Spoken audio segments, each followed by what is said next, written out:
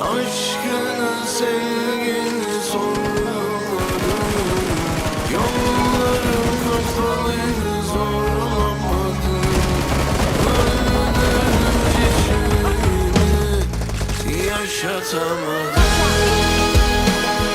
তুমি যখন আসবে আমার ঘরে তখন আমাকে এলোমেলোই পাবে। আমার ঘরে দামি কিছুই পাবে না খুঁজে। আমার জীবনকে সাজানো ইচ্ছা তোমার, আমার জীবনে হতাশা আর ব্যর্থতার ছাড়া পাবে না কিছুই খুঁজে।